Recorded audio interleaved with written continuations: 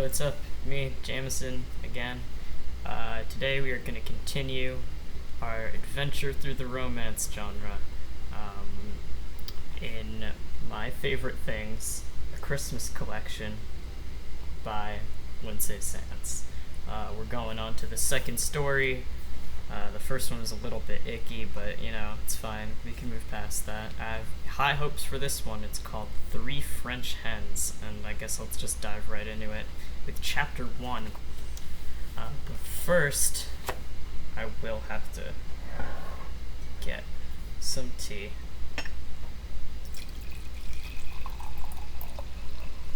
This one's black tea, just because I'm tired.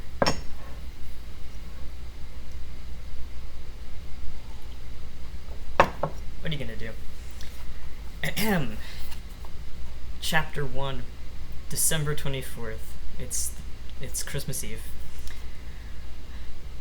Ye'd best set that aside and wipe your hands, girl. Cook'll be wantin' ye in a minute. Brenna glanced up from the pot she had been scrubbing and frowned slightly at the old woman now sitting at work beside her. Why? I was talkin' to Mabel here. I came back to the kitchen and she says one o' them guests his lordship brought with him don't have no maid. Fell ill or something, and they left her at court. So long story short, they want this girl, Brenna, to replace this sick maid. And she is in the kitchen. She's kind of like a scullery maid type, doing this hard manual labor, but she still kind of agrees, like, yeah, maybe I'll go do it, it's fine. But I think this line is kind of funny.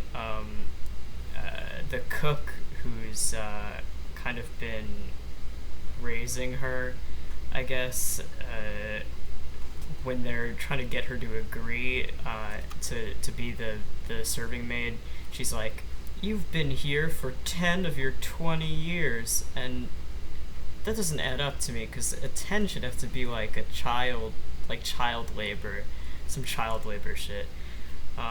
That's, I don't know, maybe it's medieval times. They didn't know that child labor laws would come up on their whole shit. Aha! So we meet the woman whose maid she's replacing, Mrs. Joanna Latham. I'm sorry, Lady Joanna Latham. They didn't have Mrs. yet.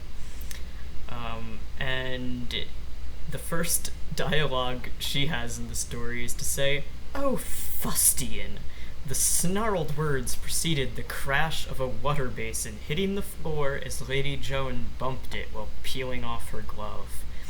I don't know if that's a real curse, but I kind of like it. And then immediately she starts helping her, and I'm getting like a little bit of like, they're definitely not 5 feet apart in the hot tub.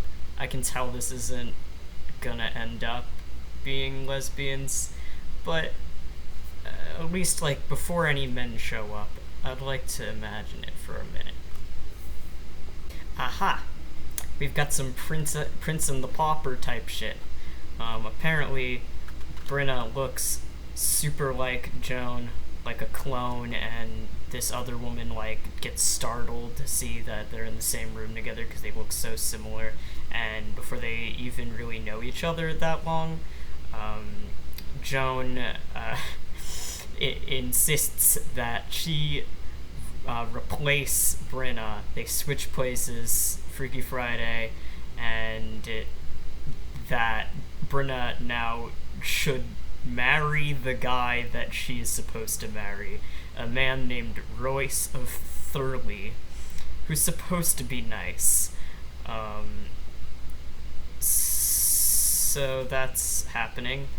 I don't know, like, so far this is all kind of just fun and games. It's nothing too terribly serious. They're gonna switch places. They're gonna get into some fun antics. It's all coming up roses, coming up Brenna. So immediately there's a problem. Apparently Brenna is too quote-unquote peasant, in italics. She is a peasant, Joan. She does not know how to behave as a lady. I mean, this is typical of the genre.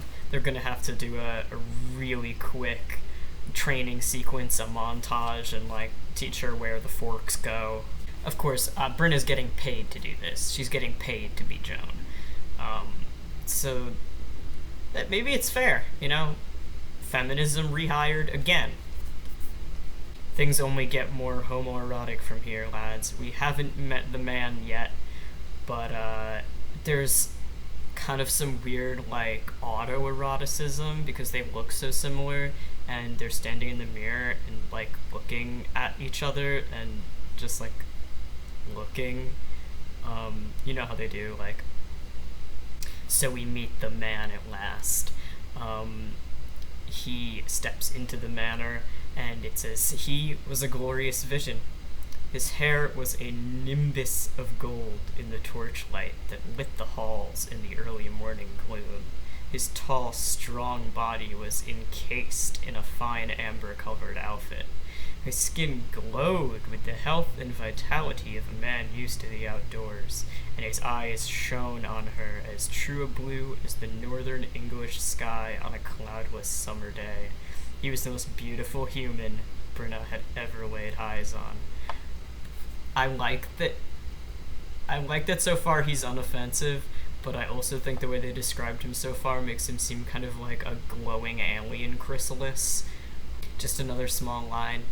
They're doing mass because it's Christmas, and Brenna thinks he truly was a beautiful man about Thoroughly, despite like not really having talked to him at all yet, but I'm forgiving. They all have a fun little romp in the snow.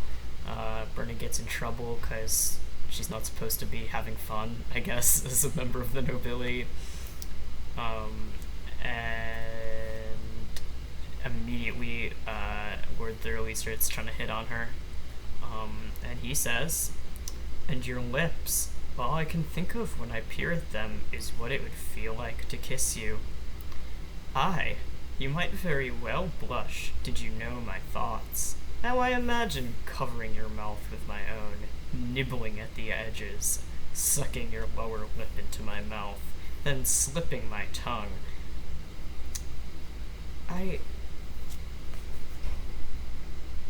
It sure is a description of a kiss, but it's like definitely better than the kisses that I've seen in the other part of this story.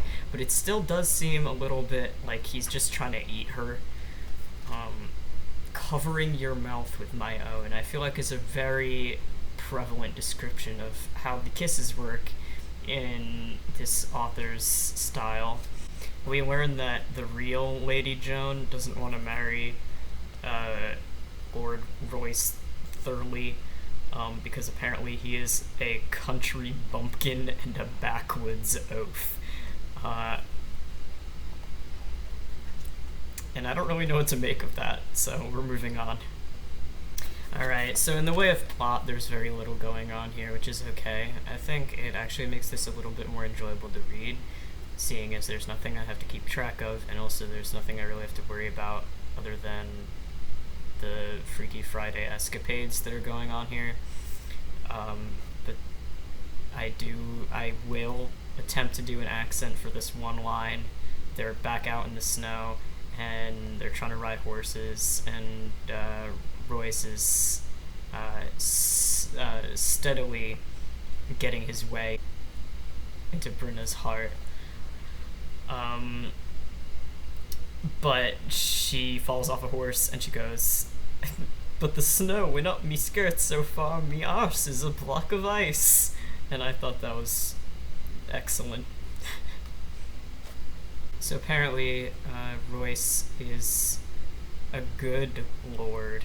He's not like those other nasty, naughty medieval lords who tax the little folks and whatnot. He gets down in the dirt and, like, works with the servants. Like, he's pulling some Levin shit from, like, Anna Karenina. It's not, like, the bar is so low. But after he reveals this to Brenna, he immediately starts kissing her, which is typical again. a line from their makeout. While her lips were chill and even seemed a bit stiff with cold, his were warm and soft as they slid across hers. They were also incredibly skilled, she realized with a sigh, as he urged her own lips open and his tongue slid in to invade and conquer. Not really sexy in that last part. They were getting somewhere, but I think invading and conquering the mouth, it ought to be left to the professionals. Royce is quote-unquote handsome as sin, with a voice like Scottish whiskey and kisses just as intoxicating. And also it's been, I think, since there are dates in this story, so I can tell how long everyone's been... Oh no, wait, actually that's a lie. There was only a date on the first page and every other page hasn't been dated, so I can only assume it's like still kind of Christmas. But she does say she might very well be falling in love with him. It was hard not to. Okay. Another kind of funny little episode where she almost has to run into Lady Joan's dad, dressed as Lady Joan, but I think it would be clear to someone's dad that it's like not... She's not his daughter, so I guess we'll see how she avoids this one. She's still kind of stuck at this dinner party. How she gets out of that one? She just leaves. There was no more nor no less nuance to it. She just got up and left. Excellent, we're at the sex. She does just leave this dinner party. Royce also just leaves this dinner party. And they meet up in the stable, just hiding. And then immediately they start to get nasty. In this horse stall with some hay. Brenna gasped as the neckline slid apart and he tugged the collar of her shift down, revealing her naked breasts. Cold winter air chilled them briefly, before Royce covered them with his hands.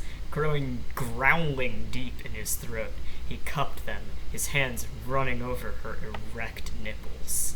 Now, I definitely have seen this in other people's videos on this similar topic. These men in these stories, they're always acting just like constantly growling, like they're rabid. Even when they're touching erect nipples, they can't keep it in. I feel like there's a lot of the word erect in this scene, but never about the penis. It is never about the penis. It's only about Brenna's nips. They're pointy. They're probably stabbing through her dress. Would have just ripped the whole thing apart if he didn't take it off for her, because of the amount of times that they are listed as erect. There's a lot of thrusting tongues into mouths. There's a lot of... Alright, yep. A lot of using the word womanhood and investigating her folds. So, already it's getting pretty hot and nasty. But I do think that this sex is a significant leg up on the sex in the previous story in this collection, because it didn't immediately make me want to beat the man over the head WWE style with a chair. He does pick her up, and then they spend the rest of it like she's mostly unclothed. He's gotten rid of all her clothes in this cold-ass stable, which is like the hubris of him to think that he can warm her up with just his hands and body. But, I mean, you know, they seem to be having fun. And that's, in the end of the day, having fun is the best part, so that's all that matters.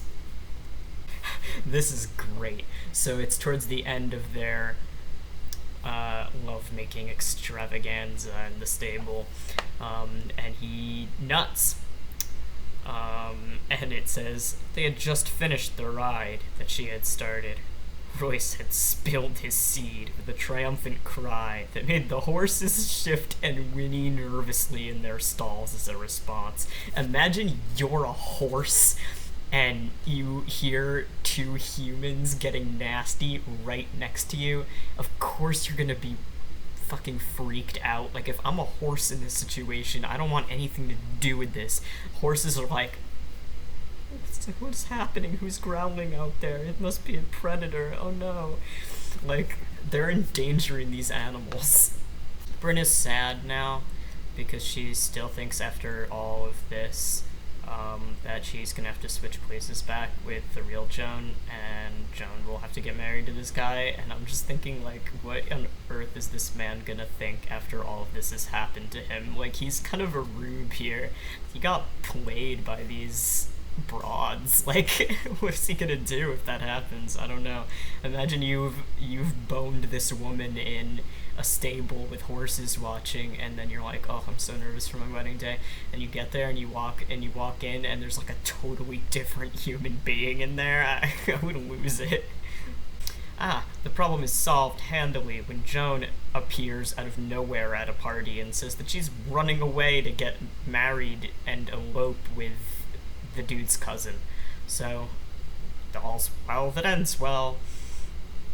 So at the wedding, she waits up until the vows to reveal that actually, you know what, I'm not Joan. I am Brenna, and I work in the kitchen. And everybody is kind of freaking out, and Royce is just like, you know what? I don't care. If you've been the same one I've been hanging out with the whole time, you're pretty cool. And then the dad is like, oh my god, I'm experiencing a change of heart. You can get married, it's fine. I don't care about any of the other shit. It's, you know what, throw it all out the window. If y'all love each other, like, go nuts. And then they go back into the stable, and she's crying, and everything's all emotional, because she's like, oh god, what if this isn't right? Like, even though we have your dad's blessing or whatever, like, you still have obligations to Joan. And then he's like, no, it's okay, Joan ran away. No problem solved. And then she cries on him, and as expected from a Christmas collection, apparently he is her gift for Christmas. And you were the most wonderful Christmas gift I could ever have hoped for. The end. Actually, I'm going to give that one a fairly more glowing review than the last story. It was incredibly simple. Almost nothing happened except for them switching places and sex in a stable with horses, which has got to be somebody's kink in the Venn diagram of people who this book is meant for. Not mine, though. Definitely going to continue with the last part soon, because God knows I have nothing fucking better to do.